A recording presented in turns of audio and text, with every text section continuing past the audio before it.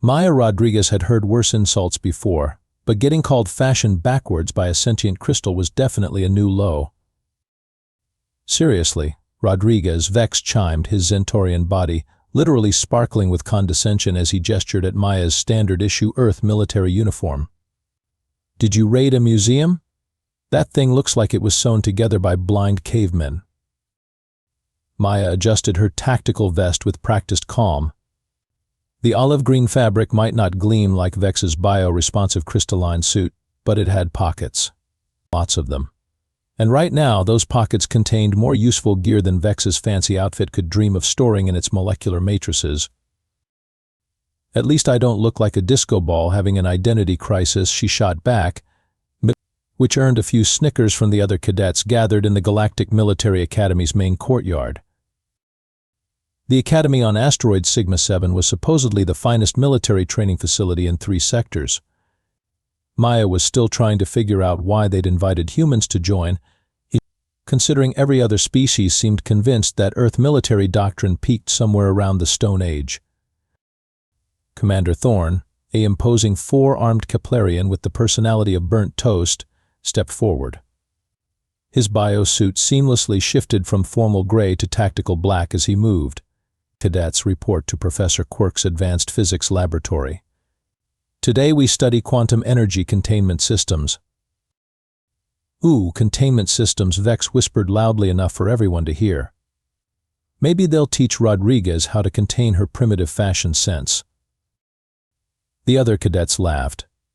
Even Zara, the normally quiet Andromedan whose biosuit could literally bend light around her body, cracked what might have been a smile. Her suit shifted to display amusing holographic patterns that clearly referenced Maya's ancient gear. Maya sighed. 3 months at this academy, and she was still the comic relief. Her uniform was standard Earth military issue, complete with reinforced Kevlar weave, electromagnetic shielding, and enough redundant systems to make an engineer weep with joy. But apparently, if it didn't glow, phase shift, or interface directly with your brain, it was hopelessly outdated. You know what I love about your outfit, Rodriguez? Vex continued as they walked toward the lab. It's so retro, it's almost cute. Like watching your grandmother try to use a quantum computer. And I love how your suit makes you look like a walking nightlight, Maya replied. Very practical for those times when you need to signal aircraft or blind your enemies with sheer tackiness. Professor Quirk, a diminutive Plutonian whose oversized cranium barely fit through standard doorways, was already setting up his demonstration when they arrived. His lab coat was actually alive, constantly shifting and adjusting itself around his 4 arms as he worked. Maya had to admit, that was pretty cool. Today, young sentients, we explore the wonders of contained quantum energy, Quirk announced, his voice carrying the kind of excitement usually reserved for children on their first visit to a candy factory. Observe these beautiful quantum cores, each one containing enough energy to power a small moon. Maya frowned at the setup. The containment field looked stable enough, but something bothered her about the whole arrangement. Maybe it was her primitive human instincts, but those energy readings on the peripheral monitors seemed a little too close to the red zone for comfort. Professor, she raised her hand. What's the backup containment protocol if the primary field fails? The lab fell silent. Then Vex started laughing. Oh, that's rich, he gasped between chuckles. Backup protocols. Professor, I think Rodriguez here is confused. This isn't some crude chemical explosive that might randomly detonate. This is advanced quantum containment technology. It doesn't just fail. Professor Quirk nodded absently, already absorbed in calibrating his equipment. Quite right, quite right. Modern containment systems have built-in redundancies at the quantum level. Failure is essentially impossible. Maya glanced at the monitors again. Those readings were definitely climbing. But what if? What if asteroids suddenly develop feelings? Vex interrupted. What if gravity decides to take a day off? Come on, Rodriguez, your paranoia is showing. Just because humans still use primitive backup systems doesn't mean the rest of us need training wheels. The other cadets murmured agreement. Commander Thorne stood silently in the corner, his forearms crossed, watching the demonstration with the kind of intense focus that suggested he was taking mental notes for the inevitable exam. Maya settled back in her seat, but kept one eye on those climbing energy readings. Call it human paranoia if they wanted, but in her experience, the fancier the technology, the more spectacular it could fail. And something told her they were about to get a very spectacular demonstration of exactly that principle. Lesson gone wrong. Professor Quirk was in full mad scientist mode, which would have been more reassuring if he wasn't handling enough quantum energy to vaporize half the asteroid. Now observe my eager pupils as I increase the containment field density to demonstrate the incredible stability of modern Plutonian engineering. His forearms danced across the control panels with practiced precision, while his living lab coat adjusted itself to provide better reach. Maya watched the energy readings creep steadily upward. The main display showed pretty green numbers that everyone seemed happy about, but the auxiliary monitors, the ones apparently nobody else bothered to check, were painting a different picture entirely. Professor, she tried again, those secondary readings are approaching critical thresholds. Vex let out an exaggerated sigh that somehow managed to sound crystalline. Rodriguez, please. You're embarrassing yourself. Those are just harmonic resonance fluctuations. Perfectly normal in advanced quantum systems. Harmonic resonance fluctuations? Maya raised an eyebrow. Is that what you call it when the containment field starts vibrating like a tuning fork? It's called precision engineering, Vex snapped. Something your species wouldn't understand. We don't need crude mechanical backups and redundant safety systems. Our technology actually works. Commander Thorne shifted slightly, two of his arms uncrossing. Maya caught the movement and realized the Keplerian was also watching those secondary monitors. At least someone else had noticed. Fascinating, absolutely fascinating, Professor Quirk muttered, completely absorbed in his demonstration. Watch as I introduce a secondary quantum matrix to show the self-correcting properties of the containment field. A new energy core materialized in the chamber, suspended in its own shimmering containment bubble. The moment it appeared, every monitor in the lab started displaying increasingly urgent warnings in at least 6 different alien languages. Professor? Zara spoke up, her biosuit shifting to nervous patterns. Should those alarms be going off? Alarms? Quirk looked around in confusion, as if noticing the cacophony of warning signals for the first time. Oh, those. Just calibration alerts. Nothing to worry about. Maya stood up, her hand instinctively moving to the emergency radio clipped to her tactical vest. Those aren't calibration alerts. The quantum matrices are destabilizing each other. Destabilizing? Vex scoffed, but his crystalline form flickered slightly. That's impossible. The containment system has 17 layers of redundancy. 17 layers of the same technology, Maya pointed out. What happens when they all fail the same way?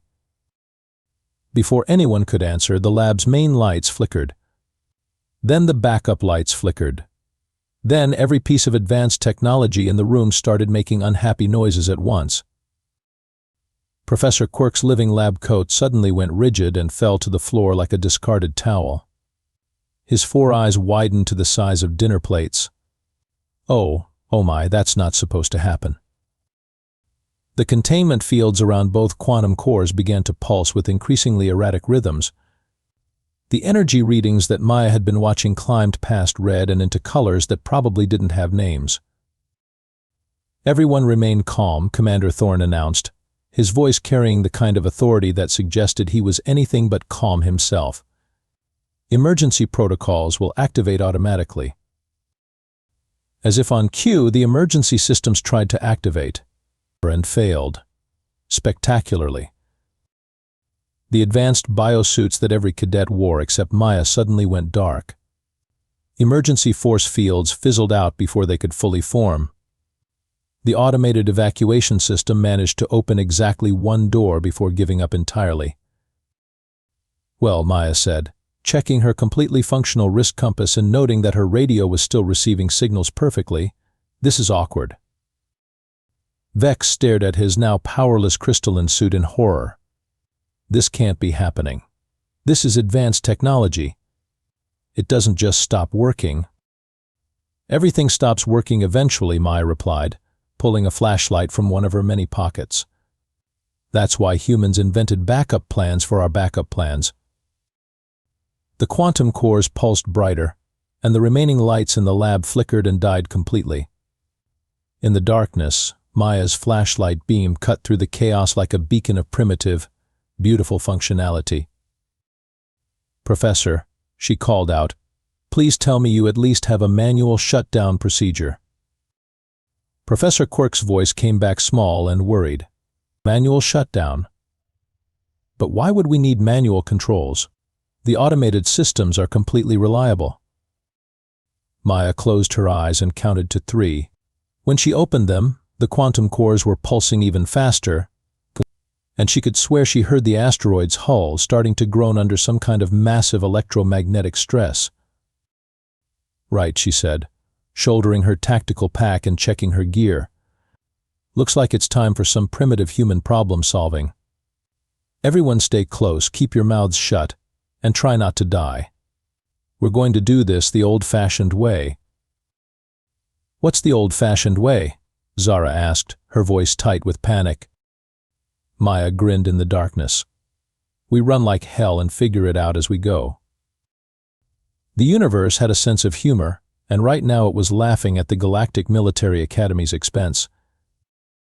What started as a simple quantum containment failure had escalated to what Maya could only describe as a cosmic temper tantrum. The 2 quantum cores weren't just destabilizing, they were having some sort of energetic argument that was tearing apart the fabric of local space-time. "Emergency bulkheads are not responding," Commander Thorne announced, his 4 arms frantically working manual controls that seemed determined not to work. "Electromagnetic interference is overloading all primary systems." Maya swept her flashlight beam across the lab, taking stock of their situation. Professor Quirk was huddled in a corner, muttering equations under his breath. Vex stood frozen in place, apparently unable to function without his biosuit's guidance systems. Zara was repeatedly tapping her wrist display, which remained stubbornly dark. "How is your primitive equipment still working?" Vex demanded, his crystalline form flickering with stress patterns. "Because primitive equipment doesn't rely on quantum-interfaced bio-neural networks that can be scrambled by electromagnetic pulses," Maya replied, checking her radio. Static, but she was picking up emergency chatter from other parts of the academy. "It just works." A bone-rattling tremor shook the entire facility. Through the lab's reinforced windows, Maya could see other buildings flickering as their power systems failed and emergency lighting kicked in, or tried to kick in. Most of it was failing too. "The containment breach is expanding," Professor Quirk called out, his voice cracking with panic. "If the quantum matrices achieve complete resonance cascade failure, the energy release will destroy this entire sector of the asteroid." "How long do we have?" Maya asked, already moving toward the emergency supply cabinet. "At current expansion rate, perhaps 20 minutes before total containment collapse." Maya nodded grimly and started pulling gear from the cabinet. Emergency oxygen masks, basic medical supplies, and bless whoever stocked this place actual paper maps of the facility layout. "Right, listen up everyone," she announced, spreading the paper map on a lab table. "The Academy's fancy emergency systems are having a collective nervous breakdown, which means we're doing this manually. We need to get to the main evacuation center and coordinate rescue efforts for the other buildings." "But our biosuits," Zara started. "Our expensive paperweights right now," Maya finished. "Good news is you've all got functional lungs and legs. Bad news is you're going to have to use them." Commander Thorne stepped forward, his expression grim. "Cadet Rodriguez, while I appreciate your initiative, I am the ranking officer here." With respect, sir, you're also the ranking officer whose advanced tactical display just died, Maya replied, tapping her primitive but functional wrist compass. I'm the only one in this room whose equipment works, which makes me the only one who can navigate us out of here safely. Another tremor shook the facility, stronger this time. Through the windows, Maya could see entire sections of the academy going dark as the electromagnetic interference spread. She's right, Professor Quirk said reluctantly. Human military equipment is designed with electromagnetic hardening that our bio-integrated systems lack. In this situation, primitive may actually be superior. Vex made a sound like crystal wind chimes having an existential crisis. This is humiliating. We're the most advanced species in the galaxy, and we're being rescued by someone whose civilization just figured out faster than light travel. Your civilization that just figured out faster than light travel is about to save your shiny behind, Maya pointed out, shouldering her pack. Unless you'd prefer to stay here and discuss the philosophical implications of technological over-reliance while the asteroid explodes around us. The quantum cores pulsed again, brighter this time, and the laboratory's reinforced walls began to show stress fractures. Emergency klaxons were blaring throughout the facility, but Maya noticed they were getting weaker as power systems failed.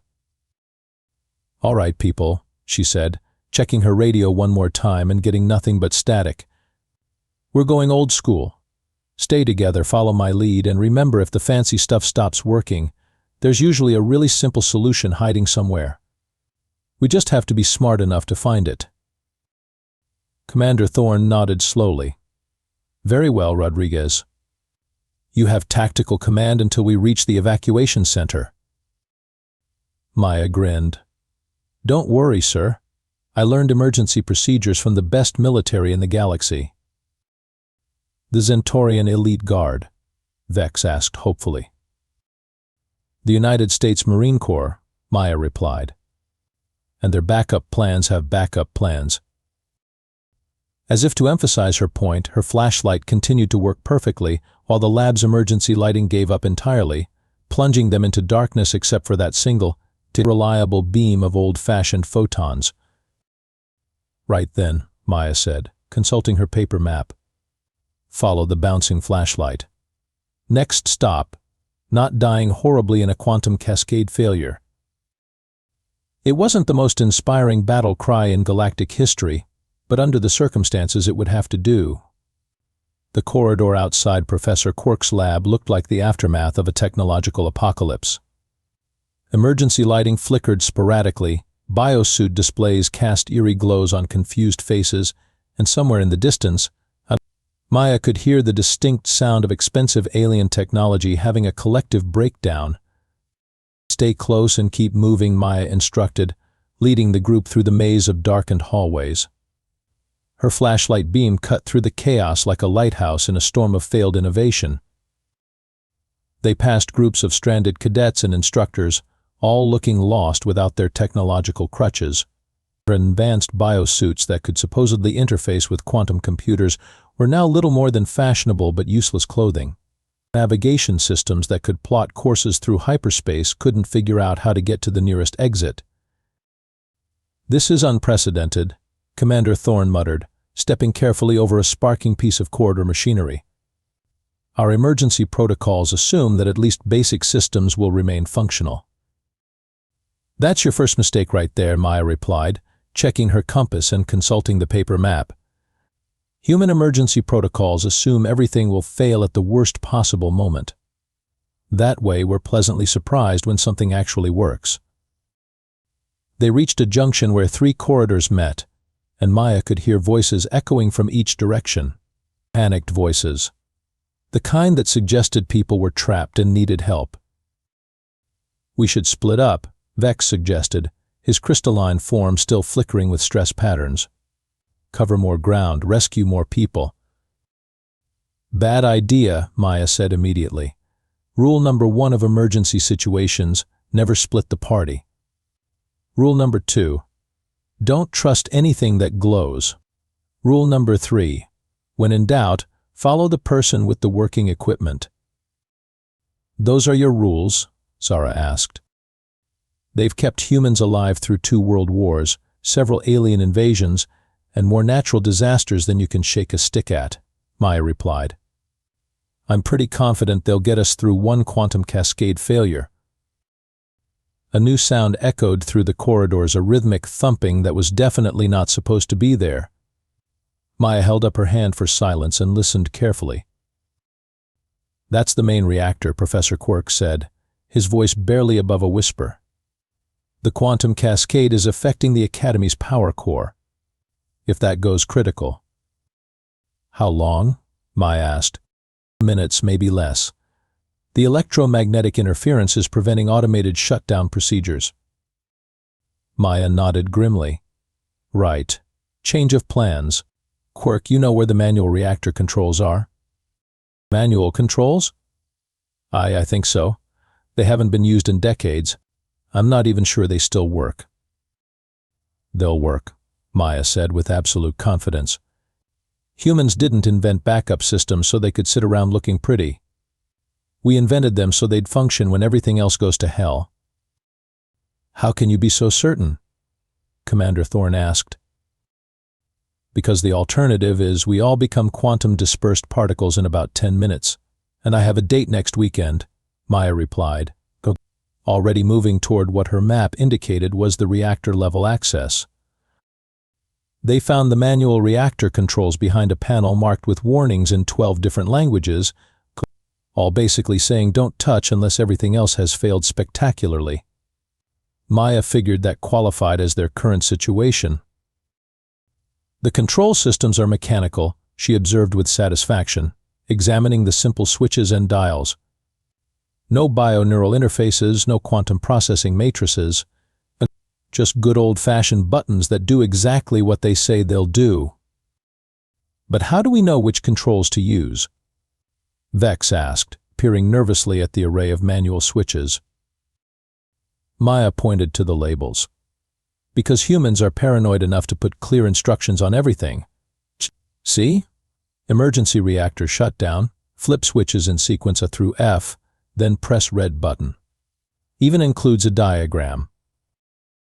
That's surprisingly straightforward, Professor Quirk admitted. Humans specialize in surprisingly straightforward, Maya said, already working through the shutdown sequence. When your species spends half its history figuring out new ways to blow things up, you get really good at figuring out how to stop explosions. The manual switches engaged with satisfying mechanical clicks. No quantum processing delays, no bio-neural handshaking protocols, no advanced authentication systems that could be scrambled by electromagnetic interference. Just simple, reliable mechanical engineering. The reactor's ominous thumping began to slow, then stopped entirely.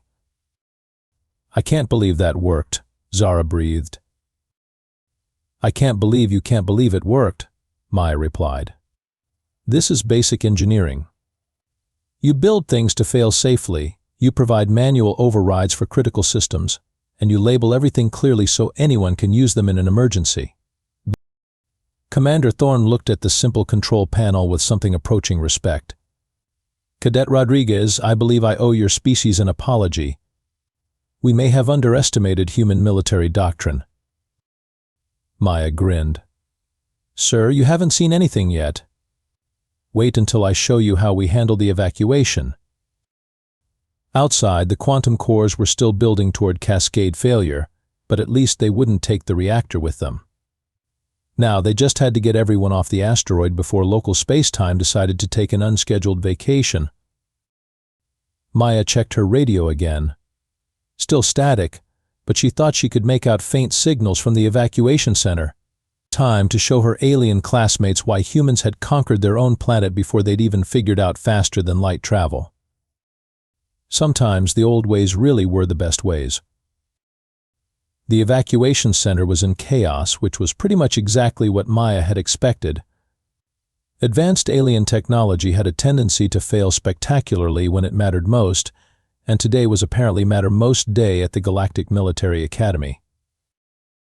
The quantum cascade is accelerating, Professor Quirk announced, consulting readings from one of the few functioning displays.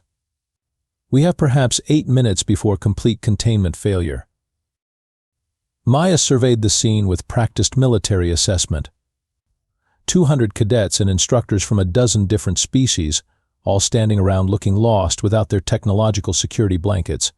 The biosuits flickering uselessly, communicators dead, navigation systems crashed. "Right," she announced loudly enough for everyone to hear. "Listen up, people. I know you're all confused because your fancy gear stopped working, but we're going to do this the human way. That means simple, reliable, and effective." "The human way?" someone called out skeptically. "The human way," Maya confirmed, pulling out her emergency whistle and giving it 3 sharp blasts. The sound cut through the electronic chaos like a knife. First rule of human emergency procedures: when technology fails, fall back on things that have worked for thousands of years. Sound, sight, and common sense. She climbed onto a nearby equipment crate and raised her voice. "All Academy personnel, form up by species and sound off by groups. Zentorians, you're Group 1. Keplerians, Group 2. Continue through to Group 12. "This is primitive," Vex protested, but his crystalline form was already moving toward the designated area. "This is organized," Maya corrected. "And organization saves lives. Professor Quirk, what's our evacuation route?" "The main transport bay, but the automated loading systems are down. The ships can't launch without proper clearance protocols." Maya grinned. "Good thing humans figured out how to fly ships manually about a century before we invented automated systems. Anyone here actually know how to pilot something without a computer doing all the thinking?" Commander Thorne raised 2 of his 4 arms. "Keplerians train in manual flight operations." "Excellent. Quirk, are the escape pods functional?" "The pods themselves should work, but the launch sequencing requires someone to push a button labeled launch," Maya finished. "I bet if we look hard enough, we'll find actual manual controls somewhere. Aliens always put them in. They just hide them really well so no one feels embarrassed about using primitive technology." She hopped down from the crate and started examining the escape pod bay's control systems. Sure enough, behind a panel marked Emergency Manual Override were rows of simple mechanical switches and clearly labeled launch buttons. "Unbelievable," someone muttered. "Completely believable," Maya replied, testing the manual systems. "You know what the difference is between human technology and alien technology? When our stuff breaks, we can still fix it with a hammer and some creative cursing." The facility shook again, harder this time. Through the transparent aluminum windows, they could see the quantum cascade expanding, warping space around the laboratory complex in ways that made Maya's eyes hurt. 6 minutes, Professor Quirk announced nervously. Maya was already directing traffic, using hand signals and her emergency whistle to organize the evacuation. Groups of cadets moved toward escape pods in orderly fashion, guided by simple but effective human crowd control techniques. "Rodriguez," Commander Thorne called out, "Pod 7's manual controls are jammed." Maya jogged over and examined the stuck mechanism. The sophisticated electronic systems had failed, but the underlying mechanical linkage was sound. She pulled a multi-tool from her tactical vest, good old-fashioned pliers, screwdrivers, and wire cutters, and went to work. "Vex, hold this steady," she instructed, not bothering to ask if his biosuit had built-in tool functions. "Zara, when I say pull, you pull that red handle as hard as you can." They worked together with primitive tools and manual coordination, bypassing decades of advanced engineering in favor of basic mechanical principles. The pod's launch system engaged with a satisfying chunk of reliable hardware. "Pod 7 ready for launch," Maya announced. "This is insane," Vex said, but he was grinning now. "We're evacuating an advanced military academy using equipment our ancestors would recognize." "Your ancestors would recognize it," Maya corrected. "Human ancestors invented most of this stuff. We just never forgot how to use it when the fancy alternatives stopped working." 4 minutes later, every cadet and instructor was loaded into escape pods, ready for manual launch. Maya took one last look around the evacuation center, double-checking that no one had been left behind. All personnel accounted for, Commander Thorne reported. Pod bay ready for sequential launch. Maya positioned herself at the manual launch console, her hand hovering over the first release switch. On my mark, we launch in sequence. 3-second intervals to avoid collision. Everyone ready? A chorus of affirmatives came back through the primitive but functional intercom system. Mark, Maya called, and started the countdown. One by one, the escape pods launched into space, carrying their passengers away from the doomed laboratory complex. Maya watched through the viewing port as the quantum cascade reached critical mass, warping reality around the Academy's main buildings. She was in the last pod with Commander Thorne, Professor Quirk, Vex, and Zara. As they cleared the asteroid's gravity well, the laboratory complex finally succumbed to the quantum cascade failure. The explosion was beautiful, in a terrifying sort of way. Space-time twisted itself into impossible geometric shapes before snapping back to normal, leaving nothing behind but empty vacuum where the most advanced military academy in 3 sectors used to be. Well, Professor Quirk said shakily, that was certainly educational. Maya checked her compass and consulted her paper map one more time. Emergency rendezvous point is the orbital station at grid reference 7 Alpha 4. All pods. Set course for 7 Alpha 4 using manual navigation. Manual navigation, Vex repeated wonderingly. Who would have thought? Maya grinned as their pod's simple chemical thrusters carried them towards safety. Anyone who's ever had to find their way home when the GPS stopped working. The emergency debriefing took place aboard the orbital rescue station, where Maya found herself in the unusual position of being the center of attention for all the right reasons instead of all the wrong ones. Admiral Kess, a distinguished Andromedan whose biosuit displayed formal military honors in shifting holographic patterns, stood at the head of the briefing room addressing the assembled Academy survivors. The preliminary investigation into the quantum cascade failure reveals a disturbing pattern of over-reliance on automated systems and insufficient backup protocols. Maya sat in the back row, still wearing her primitive Earth military uniform, though somehow it didn't look quite so primitive anymore.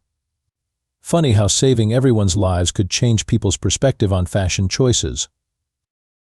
Furthermore, Admiral Kess continued, it has become apparent that Cadet Rodriguez's adherence to traditional human military doctrine was directly responsible for the successful evacuation of all Academy personnel.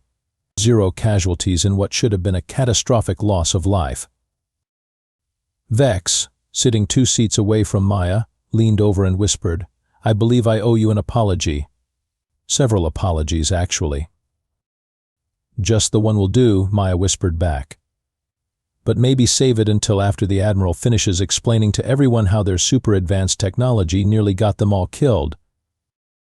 Commander Thorne, sporting a few biosuit patches where his advanced gear had literally overloaded during the crisis, cleared his throat. If I may, Admiral, I'd like to formally recommend Cadet Rodriguez for immediate advancement to the senior leadership track. Her performance during the emergency was exemplary. Noted and approved, Admiral Kess replied. Additionally, effective immediately, all Galactic Military Academy curricula will include mandatory courses in manual backup systems and primitive emergency protocols. Professor Quirk raised one of his 4 hands. I volunteer to develop the emergency systems curriculum.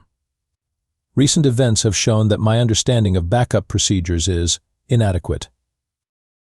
Maya grinned. Professor, with respect, I think you might want to start by consulting some human military manuals. We've got about 3,000 years of experience in making sure things don't fail catastrophically. 3,000 years of assuming everything will fail catastrophically, Vex corrected, his crystalline form flickering with what Maya had learned to recognize as amusement rather than stress. Same thing, Maya replied. The difference is, when you assume everything will break, you build things that keep working even when they do break. Admiral Kess nodded approvingly. Which brings us to the larger issue. The Academy's reconstruction will incorporate human military engineering principles, including manual overrides for all critical systems and electromagnetic hardening for emergency equipment. Zara spoke up from across the room. Admiral, will the new Academy still use bio-integrated technology? Of course. But it will also have manual backups for every automated system, clearly labeled emergency procedures that don't require advanced training to understand, to an equipment that functions reliably in high-interference environments. Maya raised her hand. In other words, you're going to build things the way humans build them. Assume the worst, plan for failure, and make sure someone with basic training can fix it with simple tools. Precisely, Admiral Kess confirmed. It appears that human military philosophy, while superficially primitive, incorporates a level of practical wisdom that more advanced civilizations have overlooked. After the briefing, Maya found herself surrounded by cadets and instructors who had previously regarded her as a quaint anachronism. Now they wanted to know about human emergency procedures, manual navigation techniques, and the theory behind redundant backup systems. The thing is, she explained to a group gathered in the station's mess hall, humans didn't develop backup plans because we're paranoid. Well, we are paranoid, but that's not why we developed backup plans. We developed them because we've been fighting wars and dealing with disasters for thousands of years. And we noticed that the most sophisticated solutions tend to fail at exactly the wrong moment. So you built systems that work even when they fail? Vex asked. We built systems that fail gracefully, Maya corrected. There's a difference. When a human system breaks, it usually breaks in a way that still lets you accomplish your mission, just less efficiently. When an over-engineered system breaks, it takes everything else with it. Professor Quirk looked thoughtful. You're describing a fundamentally different design philosophy. We focus on preventing failure. You focus on surviving failure. Maya nodded. Exactly. And the funny thing is, systems designed to survive failure tend to fail a lot less often than systems designed to prevent failure.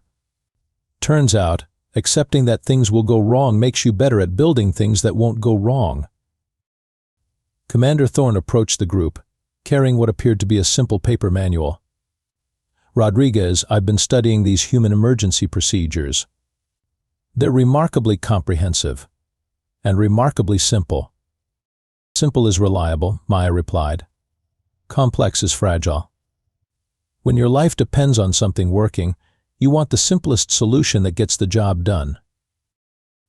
Admiral Kess made her final announcement over the station's communication system later that day. Due to the exceptional performance of Cadet Rodriguez during the Academy evacuation, Galactic Military Command is establishing a new exchange program. Human military advisors will be assigned to all major installations to provide training and backup protocols and emergency procedures. Maya couldn't help but laugh. A week ago, she was the primitive human with the embarrassing uniform. Now she was apparently a military advisor to advanced alien civilizations. So Vex said, settling down beside her in the observation lounge, "What's the first thing you're going to teach us?" Maya looked out at the stars, then down at her completely functional, utterly reliable, absolutely primitive wrist compass. How to find your way home when all the fancy navigation equipment stops working. With a compass? With a compass, a map, and the time-tested human ability to figure things out as we go. She grinned. Don't worry. It's not as primitive as it looks. It just works better than anything else when everything else stops working. Outside the observation windows, the stars looked exactly the same as they had when humans first started looking up at them thousands of years ago. Some things, Maya reflected, were too important to improve,